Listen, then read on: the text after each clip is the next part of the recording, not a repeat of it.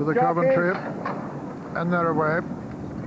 Desert Prince breaks well towards the right of the picture, towards the near side. Desert Prince, one of the early leaders, was showing, Chips is showing ahead of him now though, Chips, and also right up there is Heel, and it's Chips Heel from Brave Fact now. Chips the leader from High Heel, and then Bold Fact. On the outside of Bold Fact, showing very good speed, is Diligence.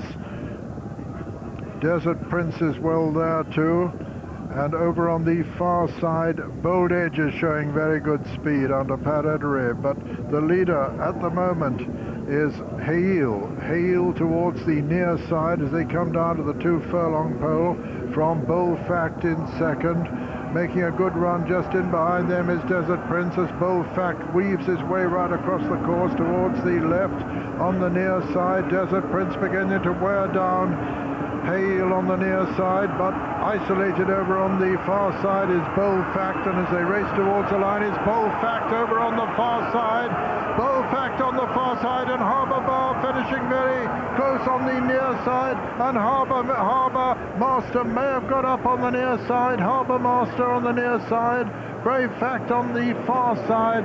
It's close between these two. It's very difficult to tell. In fact, it probably isn't close because the angle is so deceptive when they're wide apart, but I think Harbour Master got up for Islandor right onto Christy Roach.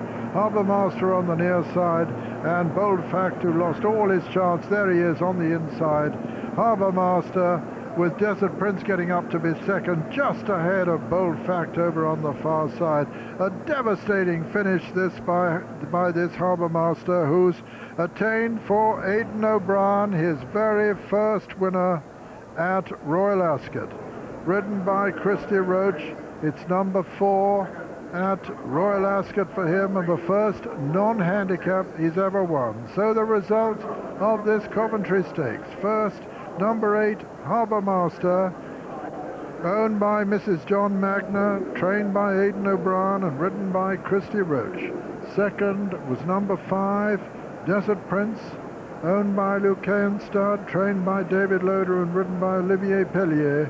And third, the horse who threw away his chance by veering right across the course, number 2, Bold Edge, owned by number 3, Bold Fact, owned by Khaled Abdallah, trained by Henry Cecil and ridden by Kieran Fallon, with fourth, number 6, Diligence. But this is the winner we're looking at, Harbour Master.